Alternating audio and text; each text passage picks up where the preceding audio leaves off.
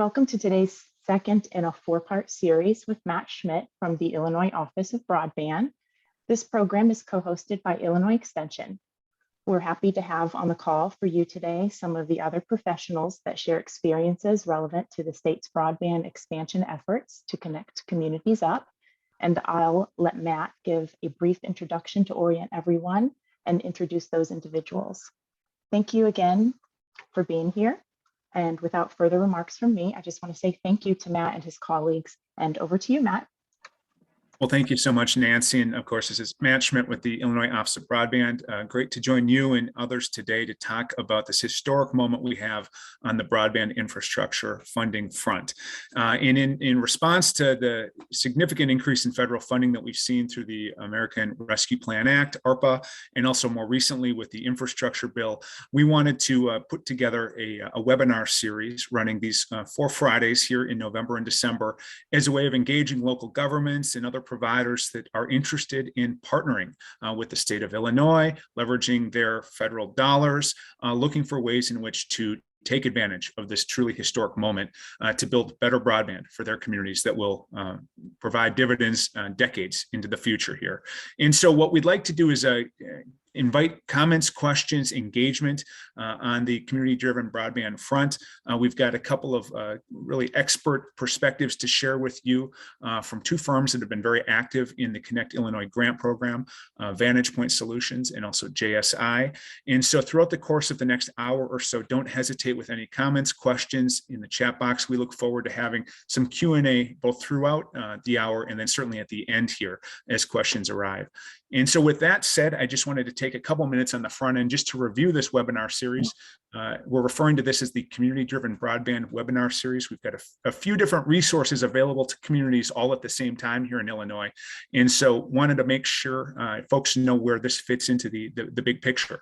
And so last Friday, we had our Broadband 101 session with both firms here talking about ways in which local governments and others can better understand, I think, the jargon and the technical aspects of what a broadband deployment and infrastructure investment might look like. By far and away, that will be the most technical webinar session that we will probably ever host with local governments. But the point is we wanted to throw that all out at you so that you understood the terms and know that we're going to deconstruct that and make sense of it moving forward. And that starts today with our second series webinar focused on approaches and partnerships. And so we'll get more into the details about different ways in which broadband deployments can take place, the kind of partnerships that can make it happen. And of course, we want to have a good discussion and address your questions throughout. And then next Friday, we'll talk about next steps and hear from local governments and others about how you can take what you've heard last week and of course today and apply it to next steps for leveraging dollars that are currently available to you, whether it's through ARPA or through the infrastructure bill or certainly through competitive grant programs such as Connect Illinois. And then finally, on Friday, December 3rd, we're excited to preview a new opportunity for collaboration called the Accelerate Illinois Broadband Infrastructure Planning Program in collaboration with a number of partners external to the Office of Broadband. We look forward to speaking in more specificity and clarity about this opportunity in the weeks ahead. But I would just tell folks who are on the webinar today or joining after the fact, keep an eye out for our Connect Illinois website. We'll have more information when details become available. But basically, we're looking to set up an engagement track for local governments beginning in January and focusing on an intense 14-week training session on how local governments can take advantage of this historic opportunity. And so if you're familiar with our Illinois Connected Communities program, this is a crash course on infrastructure investment in one aspect of that piece, the access discussion. And so keep an eye out for that information on that front, and certainly a webinar on Friday, December 3rd to detail that program in more detail. And so with that, I also wanted to put a plug in for another great webinar opportunity for folks next Tuesday, November 16th. Folks who might be aware of our Illinois Connected Communities program, the one I just referenced, we are in the second cohort of this work. So it's been up and running for about 1.5 years now. We're engaging local governments to think holistically about broadband. And the next webinar session that has been planned for weeks is actually taking place next Tuesday, November 16th. And if you have any questions about this opportunity, don't hesitate to reach out to Nancy Kristy or others, certainly you can drop a line to broadband@illinois.gov to get more information about this separate yet complementary webinar series focused on broadband access with Bill Coleman, a consultant to the Benton Institute for Broadband and Society, and some other experts in the field. And so with that said, I would promise to say less today and turn the mic over to a couple experts in the field. JSI was very active in round 1 and round 2 of our Connect Illinois grant program, and we invited them to share a perspective on how local governments and providers not currently partnering with the state of Illinois might think about leveraging, again, this historic opportunity for using broadband dollars that are currently available to them or that can be procured competitively to build out networks, to partner, to make your broadband vision a reality. And with that said, I'd like to pass the mic over to you, Dave Lewis. Take it away. Thank you. Good afternoon, everyone. And thanks so much, Matt, for the opportunity to participate in this important forum. My name is Dave Lewis. I'm the Vice President of Product Innovation for JSI. I've been in the communication space for longer than I care to admit, probably about 35 years now. And the vast majority of that hailing from Central Illinois. So always good to have an opportunity to talk to folks from my old stomping grounds. As I mentioned, I'm with JSI, and we're a full service consulting firm that serves approximately 400 broadband providers across the United States through 13 offices. We've got a 60-year operating history, long time in the business, but nevertheless like to consider us a very cutting edge, innovative firm. And we have about 460 consultants that provide solutions across financial capitalization grants, engineering, strategic consulting, and regulatory compliance. Go ahead, Matt.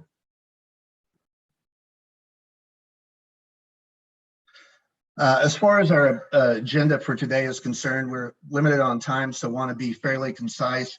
We'll provide an overview of broadband deployment considerations, what you really need to take into account as you move through the life cycle of this evaluation process. So from analysis to deployment to service delivery. And then also talk about the potential benefits of broadband partnerships, why they're something that really merits serious consideration as you walk along this path. And then ultimately, we'll talk about a few relationship structure options and the pluses and minuses associated with the varying ways that those partnerships can be, in essence, constructed. So I think everybody on this call recognizes what a significant role that broadband is playing, in our lives today. I think that's why we're all here on this call. It's become an absolutely critical piece of infrastructure, and it absolutely heavily influences the economic development prospects of a community and the quality of life of its residents.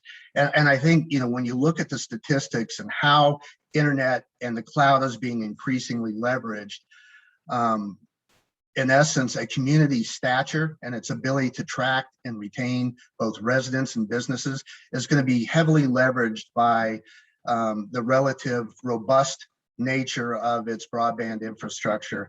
And all you have to do is look at the growth trajectory of broadband utilization, which has been growing at 50% a year over the last number of years. And COVID has done nothing but accelerate the adoption of solutions leveraging the cloud and video in particular. You look at the fact that Hulu is now 43 million subscribers in America, that Netflix has added an average of 27 million customers per year. The fact that Cisco is projecting that by next year, internet traffic will comprise, video traffic will comprise 82% of all internet traffic. That growth trajectory is going to continue. And the reality is the customer experience and what your businesses and residents are going to demand out of the networks that are in place today is only going to intensify. And if there's a gap today between the experience that people are aspiring to and what these networks are capable of delivering, that gap is only going to grow as these trends continue to play out. And as a consequence of realization of this, obviously, public policy is rapidly adapting to the realization that the network topology that's in place today is growing ever more inadequate. It's not just in unserved areas, it's the definition of underserved is expanding due to the things I just cited.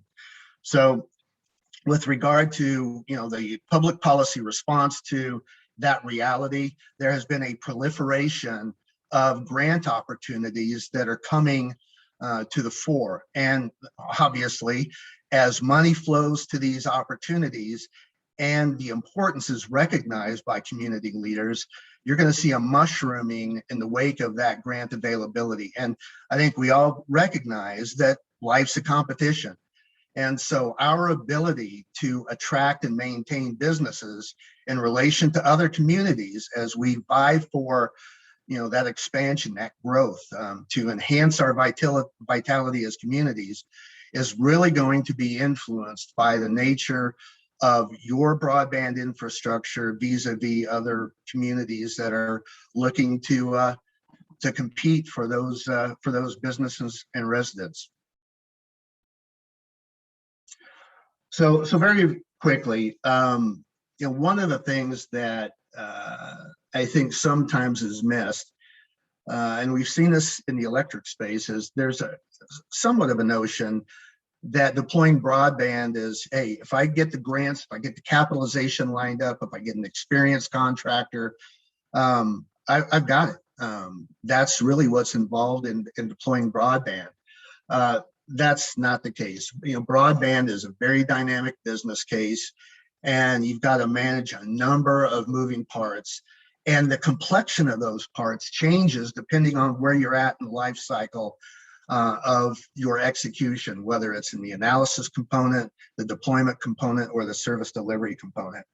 And I think we're all here and leaning forward because ultimately we want to produce an outcome that's considerably superior to what is prevailing in those communities today. And if that outcome is going to be realized, then it's really important to have a plan to address the whole waterfront of issues and demands that are involved in deploying a really top shelf product, and not just deploying it, but ensuring that the accompanying business case is sustainable and is robust. And not to cast aspersions on Kristy and I's vocation as consultants, but I personally believe that journey can be more robust and assured in terms of producing those desired outcomes if it's rooted in practical experience. And that's what we'll talk about here in just a second. I think we offer great, insightful, effective, and accurate services. But if you're accompanied by a provider who's walked this path before, has practical day-to-day experience, and that can be integrated within your evaluation and deployment of this service, you'll be very well served. So very quickly, what are those considerations? Well, I think the first one, and you can't jump over this, it's important that when asked, what are the expectations? What are the objectives of this exercise? And that question is posed throughout your team, that you get a crisp, consistent answer. So again, if you don't know where you're going, any road will get you there. That's the old saying. So what are those things that you never need to level set around? First is financial. What are the expectations surrounding financial performance and payback? Where are you going to source your capital, and in what portions across grant, debt, bonding, all of those things. And it's not just about addressing the CapEx, it's also the operating cash flow needs. And this needs to be an absolutely sober analysis. Too many times we've been asked to audit feasibility results, and you see radically different applications that are being evaluated, and the payback and the return are all identical across those analyses. So it's extremely important to have a very sober analysis looking at not only how are you going to source the capital for your underlying investment, but when is this thing going to turn cash flow positive, and being sober in your projections and doing enough sensitivity analysis that you can adapt and understand where the business case breaks. I think the second thing is timing. A lot of folks want to get this stuff done yesterday. There's community, a lot of community expectations. So, and oftentimes with grant sources, there's an expectation of when deployment's going to be made in conjunction with that grant. What are the products and services that you're looking to deploy? In terms of capacity, increasingly networks are being deployed capable of a 10 gigabit service. So what is the threshold that you're looking to provide? What's the pricing in relation to existing offerings and so forth? Are you going to attach other solutions like voice and video? Are there other solutions that enhance recovery of your investment while reducing operating costs and truck rolls like managed Wi-Fi? And then finally, if you're looking to do this, you've got to examine whether you go in a partnership or solo. You know, what does the core infrastructure look like? What are the supporting administrative and product platform apparatus, and what's the organizational expertise necessary to ensure that whatever you produce is significantly more superior than that's prevailing? And when you see the enormity of that, and you see the person over on the left kind of getting overwhelmed, you know, there is an exposure to get overwhelmed, to start wringing your hands and getting caught up in an analysis, paralysis through analysis. And I think the bottom line is partnerships are an opportunity for you to circumvent and get around some of those issues that really can trip you up or cause you to pause or extend the runway in terms of your ability to get your arms around these issues.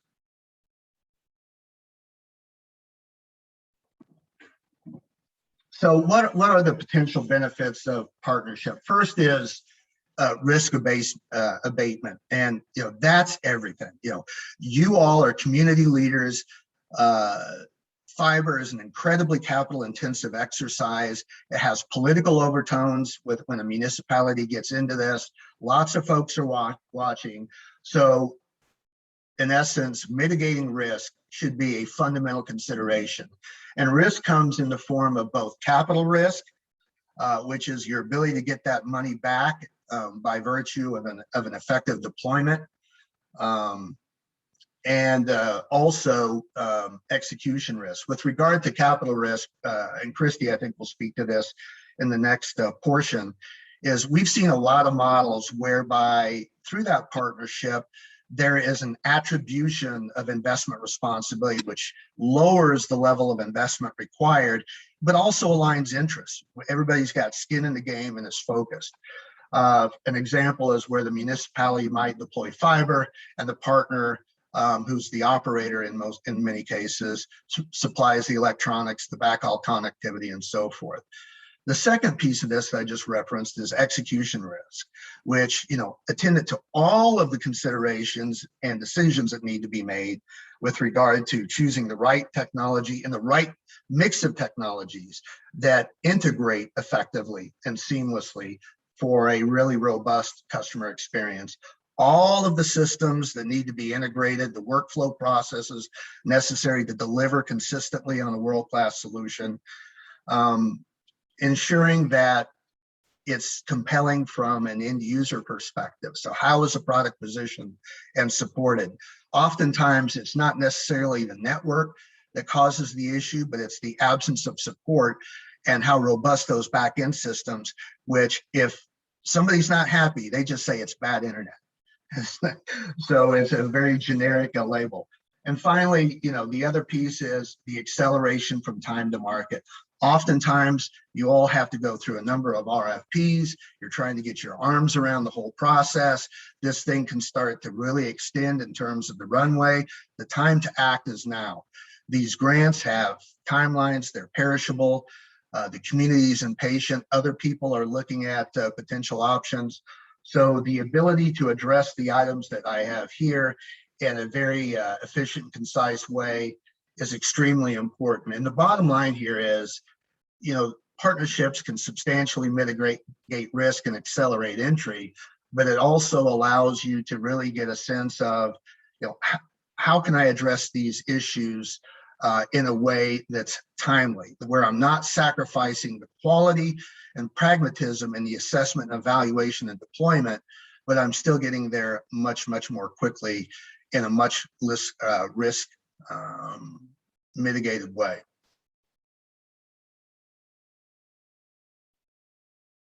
So let's look at a couple of structural options. And listen, there are a number of different alternatives to the primary themes that I'll be discussing today. It's a real 64 Crayola box set of options, but this will give you a sense of some of the primary structures that we've seen in the past. One of which is an open network, where the municipality constructs a network, is responsible for the soup to nuts deployment. Either they do it themselves or they contract with a suite of third-party enablers, and then ultimately turn that network or open it up to a series of ISPs. And those ISPs, in essence, lease that network and compete for subscribers, so that it really provides the community not only a world-class infrastructure, but a number of companies that are vying for the attention and commerce of the citizenry and businesses of the community. On the upside of that, it can really result in a robust level of competition, potentially lower prices, a more significant number of promotions and so forth associated with that competitive environment. The downside is especially for smaller communities, the commitment of those providers to really bite down and provide a world-class solution is less. It's just another community that they're going into. There isn't special attention associated with that. Interests aren't necessarily aligned in terms of recovery where people are wed. And that ability to draw on an operator's focus to help shepherd you through the process really can be diluted or entirely lost.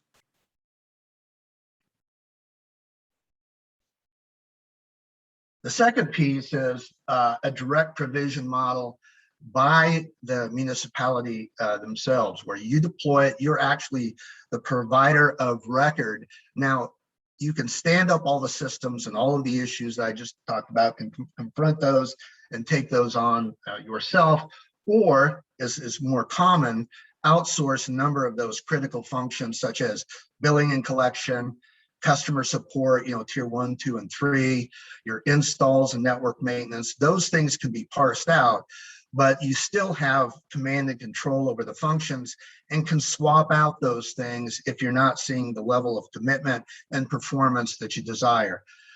On the, again, pro side of that, you got control over the solution, especially the pricing and packaging, service delivery, customer satisfaction. And candidly, if you're a larger community, there may be an opportunity to supplement the revenue streams that you see from today's tax-based sources or alternative solutions with the cash flow generated from this business case if there's sufficient scale. The cons to it, obviously, is it's still a significant lift. Even if you outsource those solutions, you still have to be on your game in terms of how those pieces fit together, managing those things effectively, and so forth. And without carefully constructed agreements, you can have performance suffer and a lot of finger pointing in terms of who's to blame for substandard service delivery. The final one that we'll reference here is kind of a public-private partnership, where you have an existing operator and a municipality really both investing and defining very specifically the operational roles on a long-term basis, where you're committing to them, they're committing to you, and you're dividing up the investment level, you're getting your incentives aligned.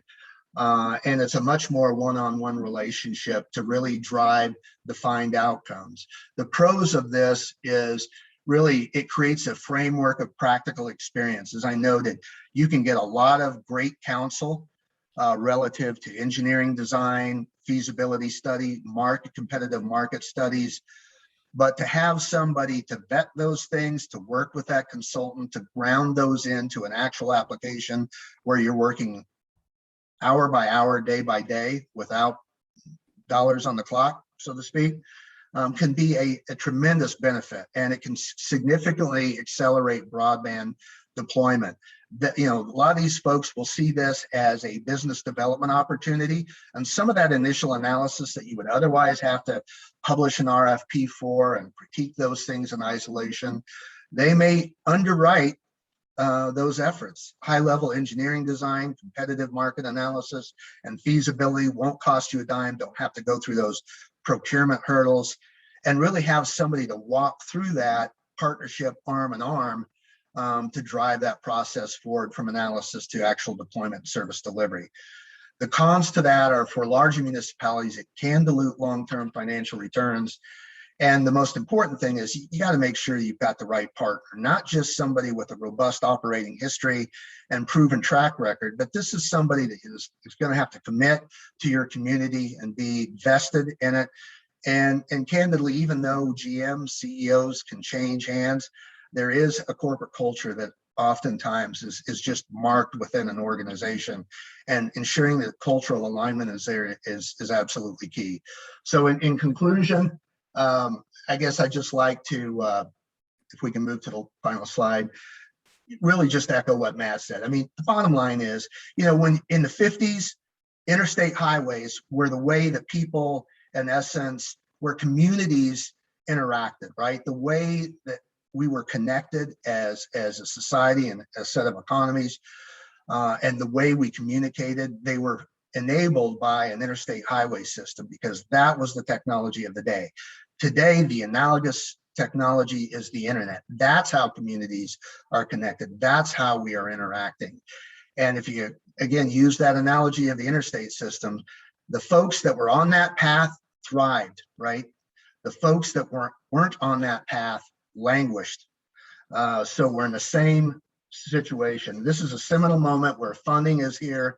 It's a critical piece of infrastructure that's tied to economic development. There's no need to wring your hands. There's a ton of resources out here.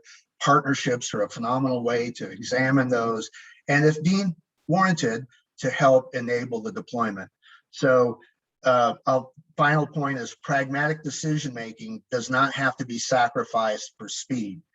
And I think with a lot of you out there, the bias, if there's a bias that exists, the bias really should be, in our view, seeking out and pursuing those partnerships to enabling a more robust broadband solution to your community. Thank you. Well, thank you so much, Dave. Really appreciate that insight. And I think you've inspired some questions from the audience here. And so we do want to make this as interactive as possible, knowing that we've got some great content on the back end of the webinar here. Let's open it up for a couple of questions. And Doug, I think you've been unmuted. If you'd like to pose a question to Dave, feel free. Hi, Doug.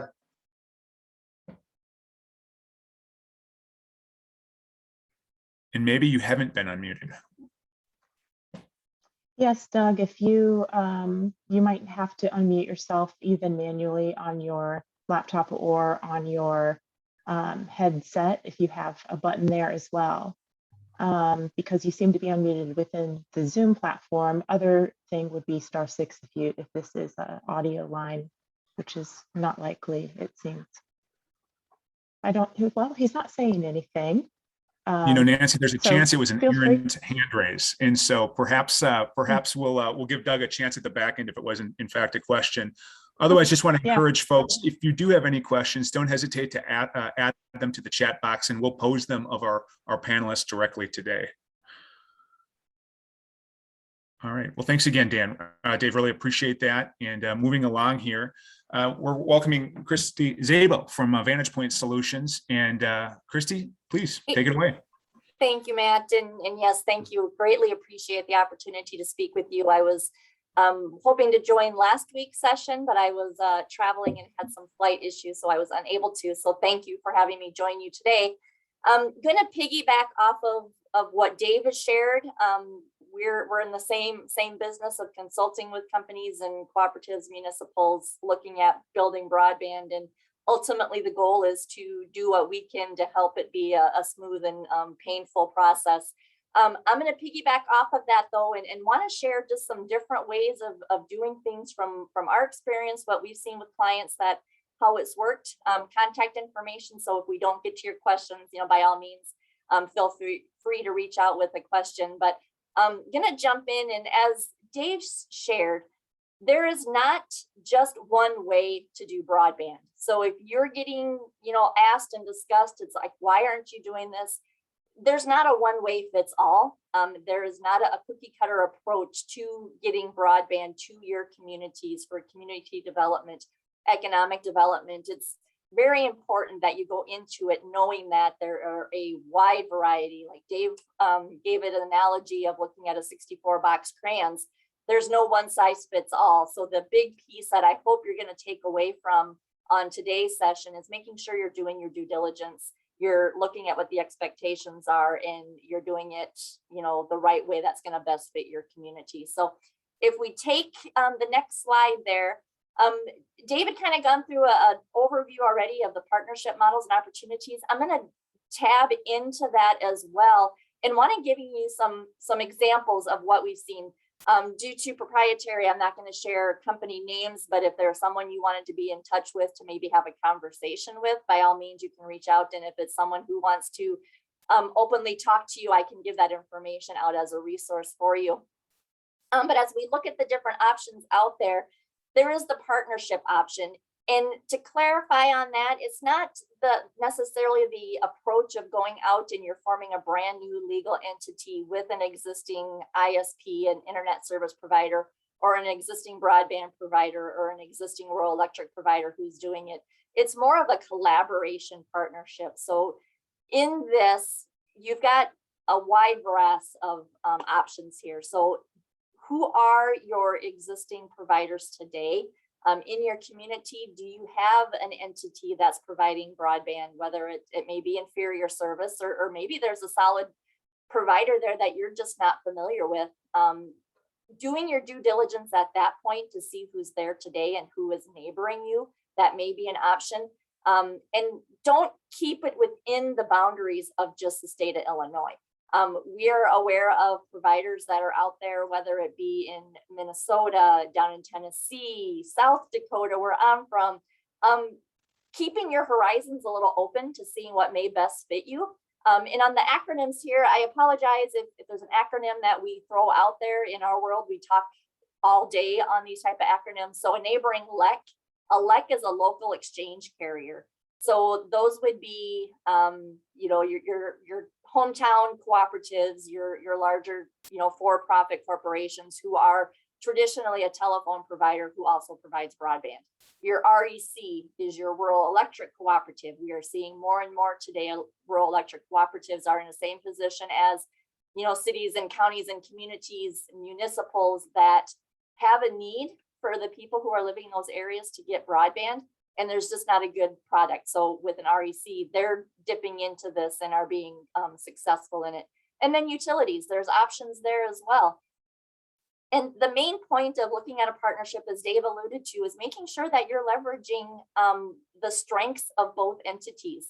So if you happen to be a municipal that also has the water, or if you've got the municipal electric system in there, you've got existing infrastructure and facilities in place that can be maximized to make it a broadband deployment more reasonable and feasible from a cost and a financial perspective.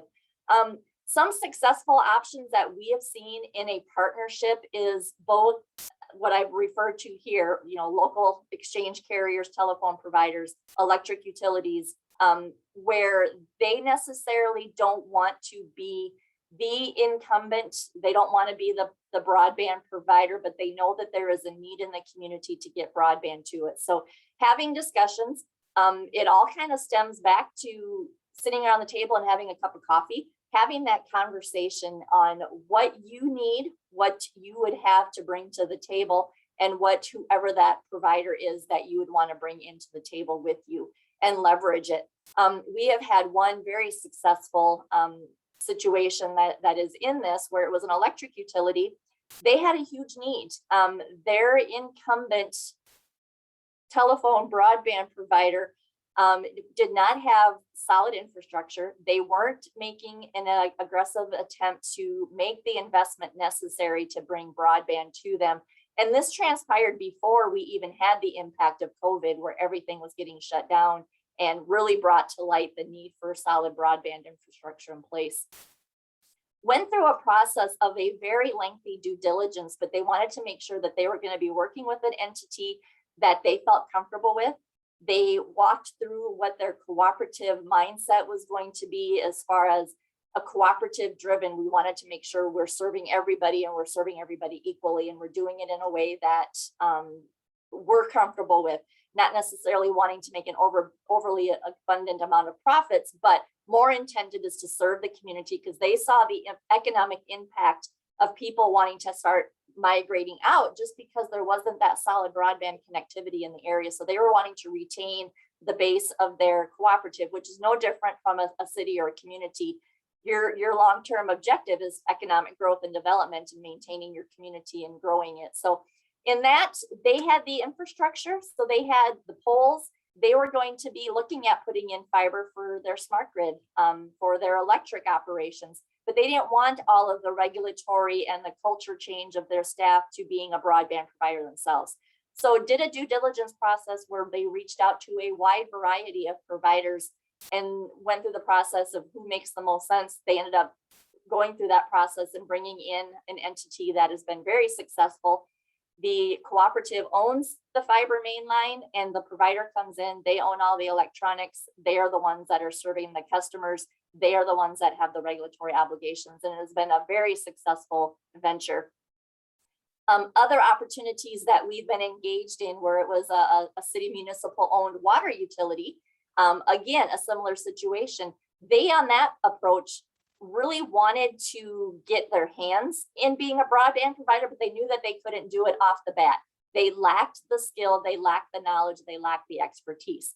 So going through a process of finding an existing provider, they formed a partnership, again, not a legal partnership, but an arrangement where they worked together on which entity would bring which piece.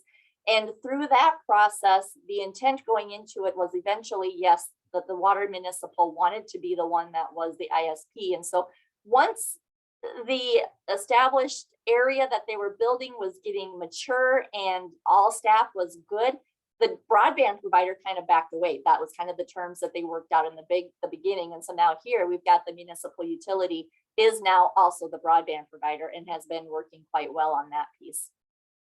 Now the hybrid approach that I have here on the bottom, that is where you're really going to be finding a leverage. And this is one where you potentially could form a new legal entity where you're both coming in. This hybrid approach, you're balancing and you're sharing both the pros that Dave had shared, but you're also sharing those cons, the overall risks that come with starting the new broadband venture. We have had this where it's been quite successful again, where a brand new entity, both partners come into it equally. It's a 50-50 split, but it can look at 60-40. Really, the intent from this slide is there's different options. They're successful. The main thing on this is making sure you're doing your due diligence. So if we go to the next slide, yeah, we kind of covered this on my last slide, but again, the main thing is there is no one size fits all solution for this. Really going through and defining what role each of you wants to have. And again, this really comes down to making sure you're going into it with a partner that you have got the comfort level with. You build trust so you can have those conversations and there's not an underlying sense of a threat component to it. So going into it, knowing who's going to have what role really is going to make it, whether it's successful or not successful if you don't go through those steps. Next slide. As we're gearing this towards building broadband, not necessarily doing it yourself, but possibly partnering, what's it going to look like? And we know the fire hose is on full force and it's only going to get faster with the approval and the passing of the infrastructure bill with the $65 billion coming down the pipe. We've got Reconnect, we've got Connect Illinois funding, we've got the U.S. Department of Treasury, and that's going to be covered a lot next week.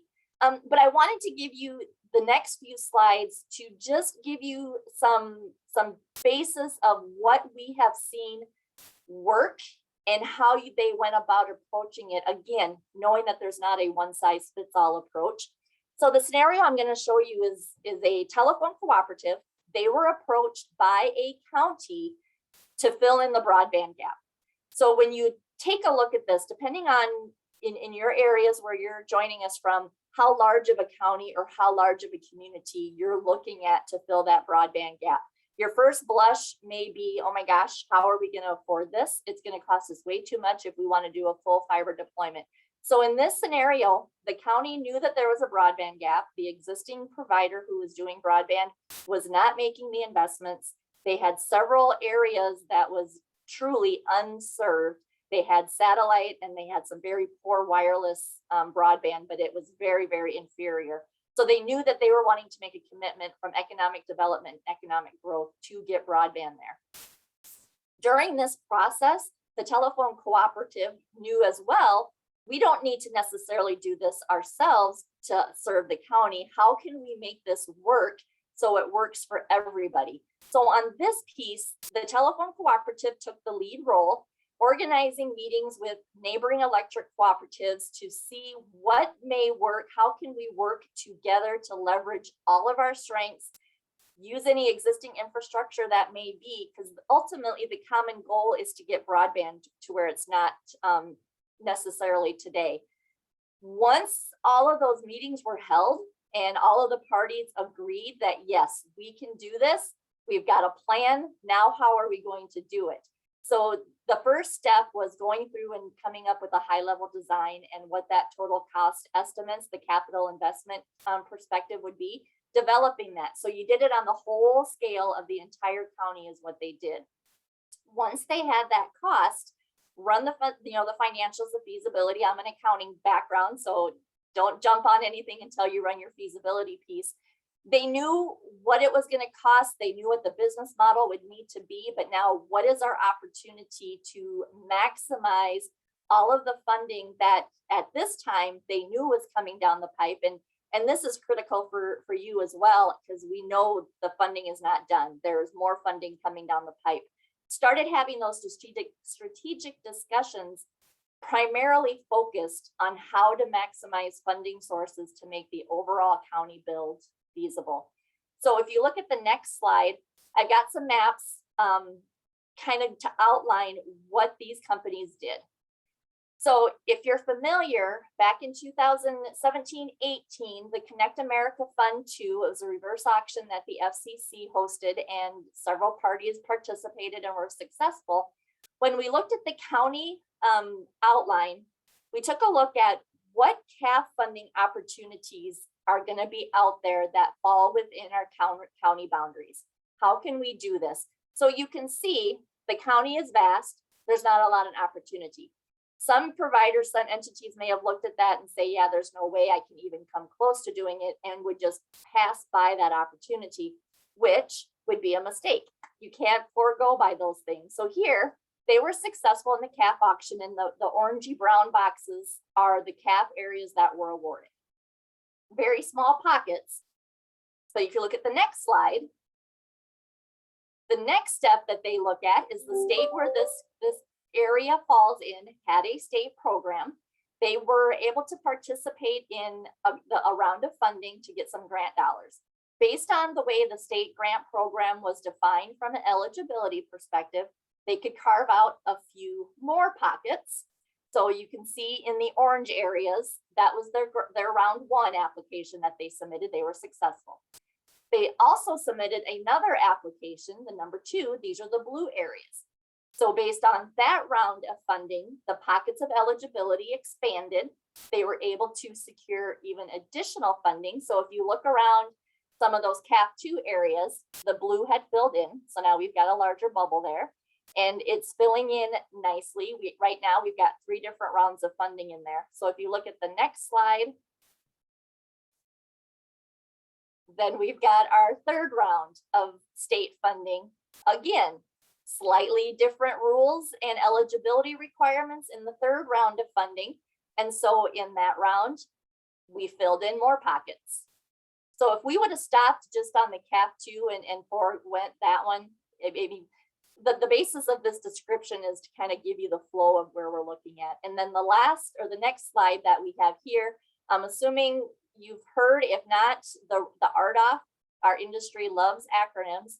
The RDOF is the Rural Digital Opportunity Fund. Again, this was a reverse auction held by the FCC with the intent to get funding. It's not grant dollars. It's more of a support mechanism, which the CAF 2 was as well. Those weren't grant dollars, but funding support, over 10 years of funding. These were the RDOF areas that popped up that were around there. There were some more, but these guys got these areas that they were successful in the auction to fill in. So again, now that bubble, and I apologize, you can't see my mouse, but you can see how now we have covered over 50% of the entire county and then some, just because the entities that were involved in this arrangement for this county strategized enough before these programs were launched and maximized. You know, they didn't forego just because they couldn't get the entire county served. They went after all of those areas that they could in order to have a final view of the county where they're getting funding support mechanism built in. So I wanted to share that as we're looking into the next week's session and how you're looking at the funding coming down the pipe is really you need to take each of the funding programs that are out there seriously and see if there's an opportunity to max and potentially build out, knowing you may not get 100%. But when you're looking at a fiber build out and doing fiber to the premise, it really does add up from a CapEx perspective, like David shared. So any dollars you can secure from a funding perspective really does help overall. So that's what I wanted to hit on this. So broadband adoption, I thought it would be good as you being community leaders and how this may look is, yes, broadband is important to get broadband out there to the people living in your communities, in your counties, from just a service perspective. You know, we hear everything on distance learning. We need to get broadband out there so our students who have to go home and do distance learning can do that. For our professors and our teachers who have solid broadband at their schools, but when they go home, they have a very difficult time doing their lesson plans and working after hours without having to stay in the school building. We hear about telemedicine. It's all very important and it's a good piece for the broadband fiber. But as you're looking at broadband, it also needs to take into consideration, how can you benefit those who may not understand really the full level of tasks and services that they can do over broadband. And the next slide I wanted to share is we've got a cooperative that is providing broadband that saw this need in some of their areas based on the demographics that they were serving. So the intent was, yes, they had 60% population that they truly felt would strive and take the demand and sign up for broadband. But there was about a 40% of these areas that were senior citizens. And so they didn't quite know really, you know, they're not going to school, they're not having to do their homework at home.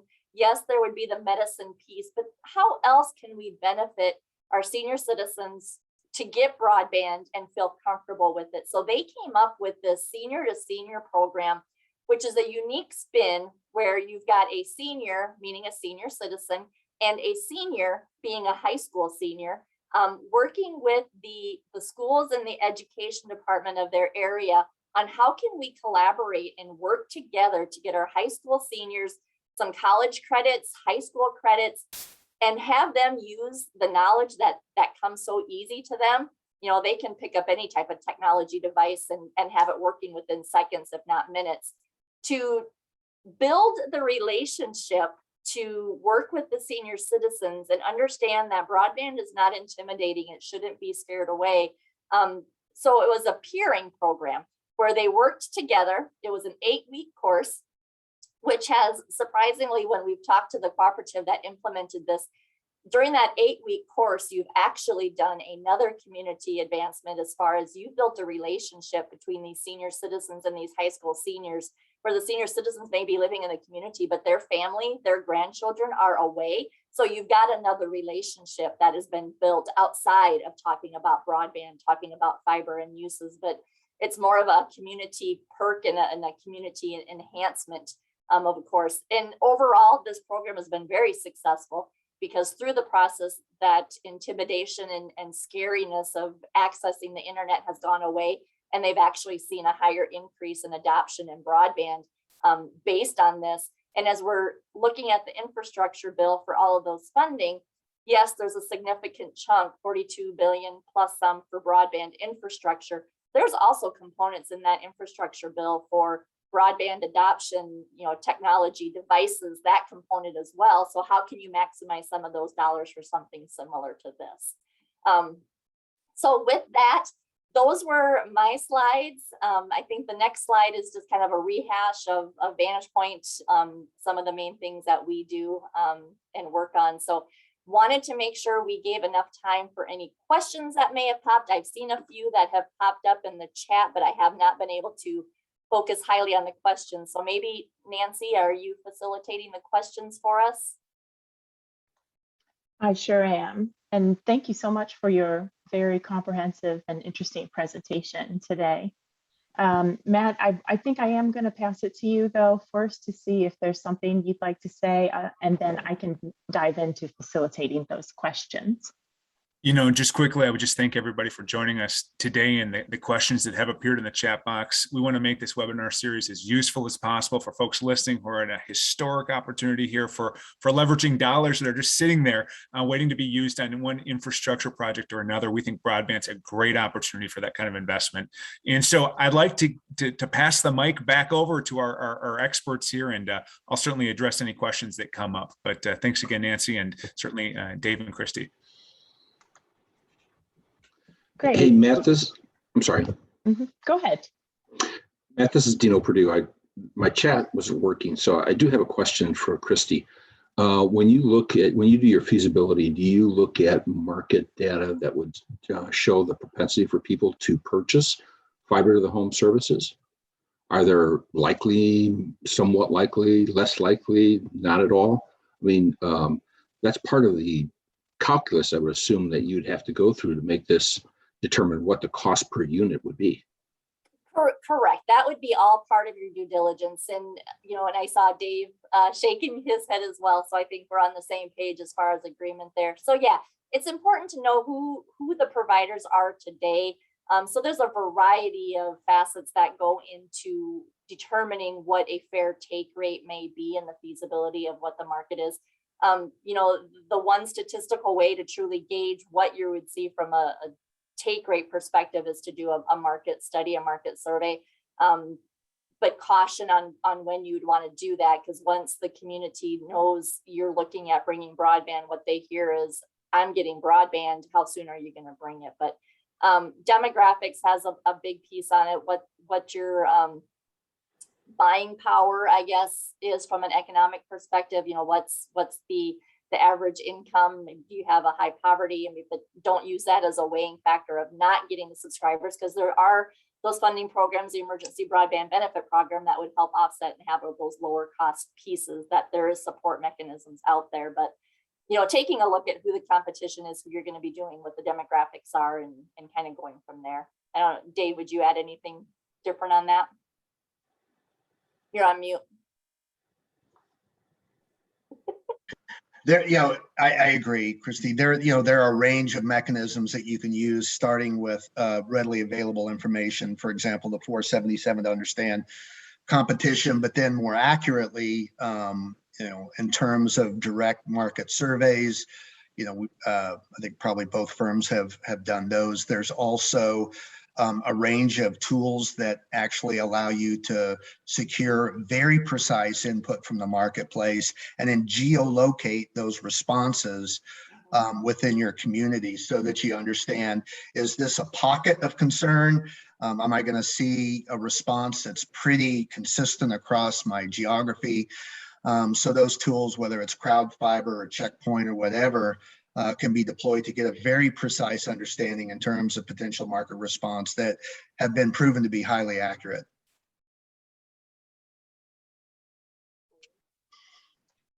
Thank you for that. So I do see a few other individuals might have their mic's unmuted. There was one question that came through earlier from Kristy. So I will, a different Kristy. We have a Kristy who put a question in. And she says, let's see, now I'm scrolling here. I'm glad that the questions have been starting to pick up a little bit. Can someone speak to any opposition or concerns expressed by private sector service providers with public sector deployment, thus competition? And if you need any clarification on her question too, Kristy, you could also unmute yourself too, or add any specified aspect of what you're asking. But Dave or Kristy or Matt? Yeah, I'll weigh in on this topic. I mean, I think the reality is any incumbent provider is going to resist a bit in terms of a new entry that's going to disrupt their revenue and margin streams. However, what we've really seen, especially with the emergence of grants and so forth, is a recognition and appreciation for the fact that this space doesn't belong to any one industry segment. The reality is we're seeing a range of new non-conventional entrants coming into the market.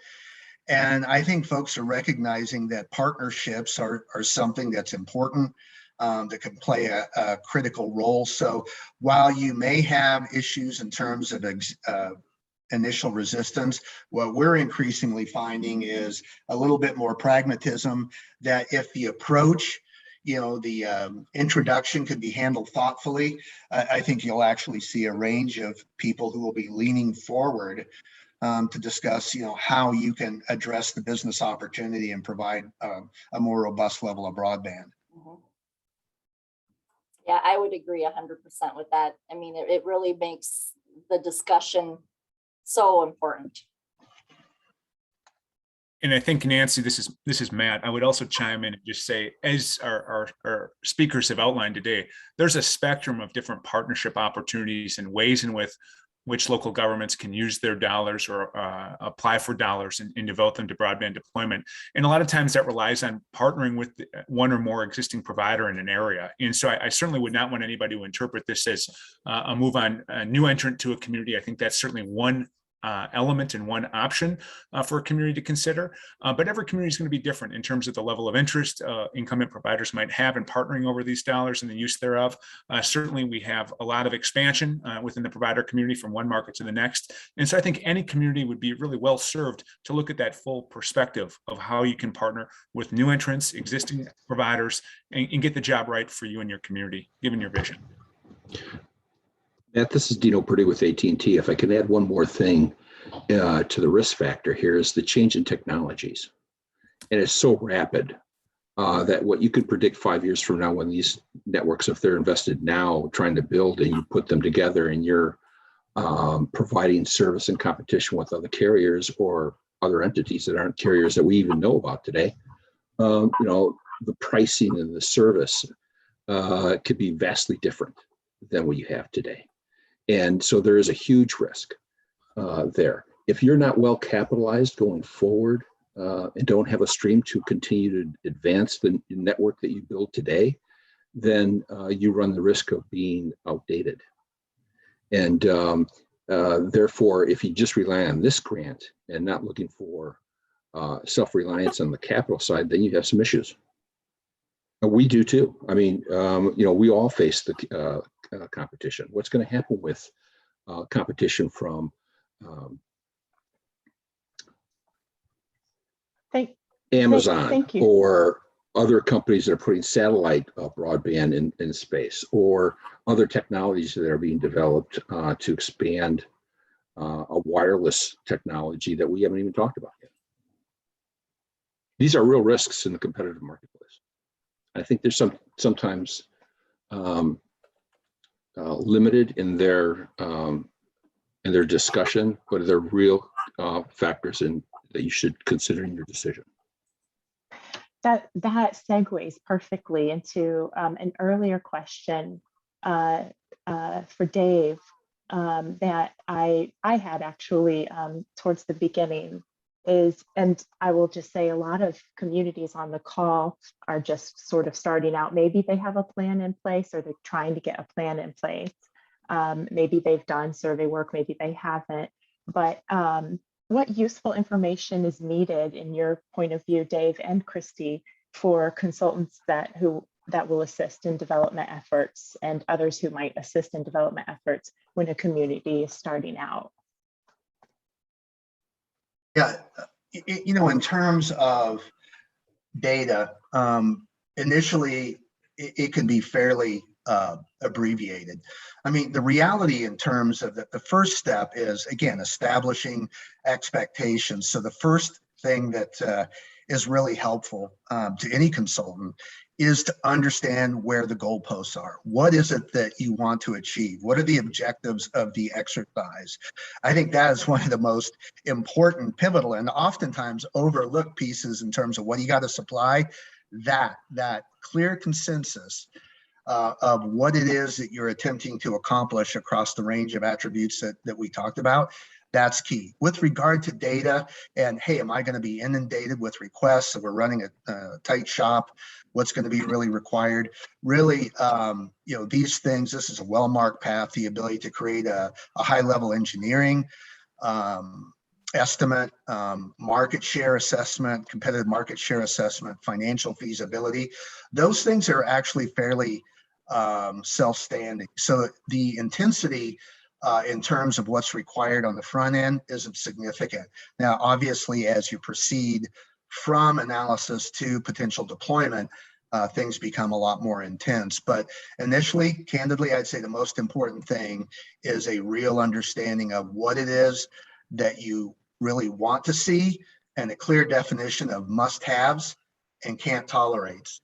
And then I think that frames the scope of the analysis. Yeah, and I would agree. And kind of going back to the example I had shared is, as the funding programs are coming down the pipe, what I say is, as you're looking at areas, is it going to be just sections of the community, the county, the city, wherever you may be looking at, is kind of go big, start the analysis. Like, okay, if we want to do it all, what's it look like? And then as the programs come up, you start kind of shifting things and making them fit to the different programs. But Dave covered all the main components that would need to go into each of those stages of the analysis.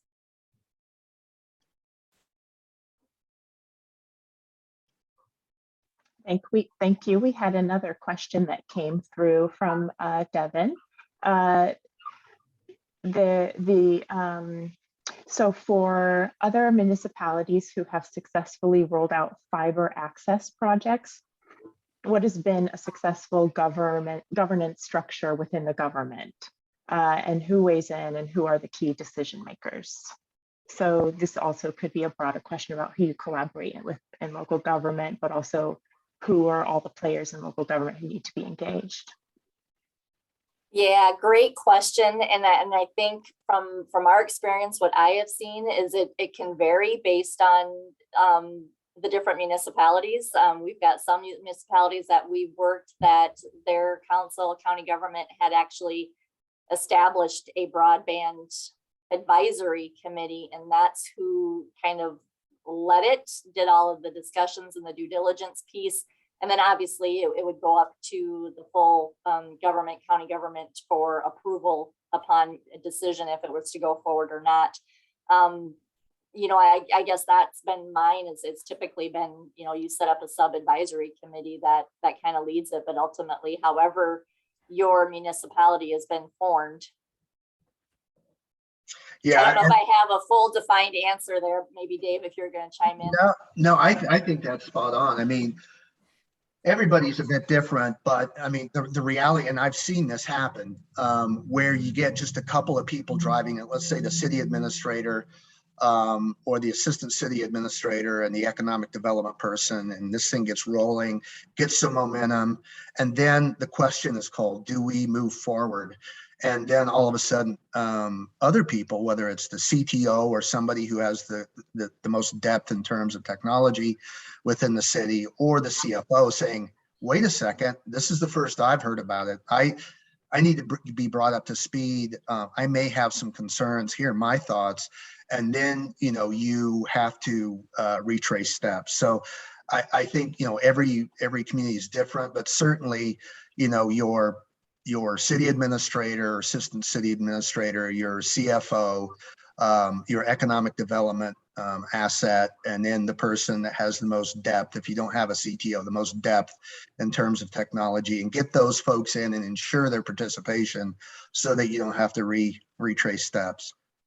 And one real quick question that's somewhat related is, we talked about all of these different structures as far as ownership, and there's no doubt that a joint venture or something that's tied up in a creation of a new entity with joint ownership, those can work.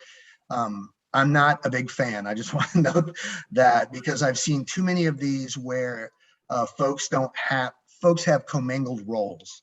And what I mean by that is, what is the value proposition? How is that communicated? What should our budget be for next year? What are the priorities within that budget? And you get people who agreed on the front end suddenly being forced to continue to have some very detailed conversations and continually come to an accommodated view. And I've just seen too many places where that requirement to come to an accommodated view breaks down and becomes very arduous as far as the relationship. There can be a very cohesive operating structure where folks both have their defined roles integrated within a memorialized agreement that's detailed in nature with expectation, but people stick to their knitting, and if they execute, everything's great. So just wanted to throw that out there. As you look at structures, at least be mindful of the minefields, because we've certainly seen common ownership entities get in trouble, and we've been brought in to help facilitate resolution. Thank you. So just some time for just one last question here. Dave and Kristy, what is your immediate advice for communities given the current and continuing state and federal funding opportunities? My advice, I'll jump in here quick, is dig deep on each of them. Be prepared. And I think we're going to hit that next week on some of the next steps that you can do now. But definitely, if broadband is on your forefront of your, on your conference tables discussing it, these funding programs, we're kind of in an anomaly here with the amount of funding and the dollars that are coming down the pipe. I mean, it's not going to continue. So I think if this is something you've been talking and thinking about, now's the time really to dig in and start doing your homework and getting ready for when the programs open up and the windows come down. So you've got a plan and you know what may fit for your area. Yeah, I agree. And speed is your friend. I'm not saying don't be pragmatic, but the bottom line is we've all heard about supply chain issues. That exists here. You're going to require good, solid counsel. You're going to have to get going on these things. And the bottom line is there is a mushroom, a crush of interest in these areas. The sooner you can start to identify some potential partnerships, get some analysis underway, the better off that you're going to be, because everybody's going to be vying for resources. Everybody's going to be going after these dollars. And if you have interest, there are absolutely ways that you can shortcut this, potentially have somebody underwrite that initial analysis and get going. That's, I think, really key. Pragmatism and speed can coexist. Well, that's wonderful. I want to just take a moment to thank everybody for being here. Thanks our experts, really were just great. And Matt, thank you for bringing them onto the platform. Want to give you a moment to say anything you need to say, Matt, and just really grateful for these perspectives today.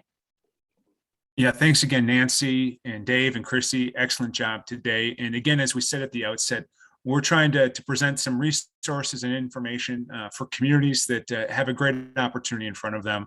Dollars available to communities directly through ARPA and through the infrastructure bill put you in a position to truly change the competitive landscape of your communities, partner in meaningful ways, and accomplish broadband visions. And so now is the time to be thinking about what is the broadband vision for your community, what sorts of partnerships can be pursued to make that vision a reality. And for our part here at the Office of Broadband, we want to give you the resources that we can to help you along in that conversation.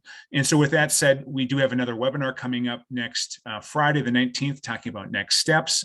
Of course, we have our Illinois Connected Communities webinar taking place on November 16th. So we'll put links to those both on the YouTube platform and also in the report out from today's session that will be hitting your inboxes soon. And then finally, I would just mention, we do have some online resources. We had a developing broadband leadership webinar series that took place over the course of summer 2021.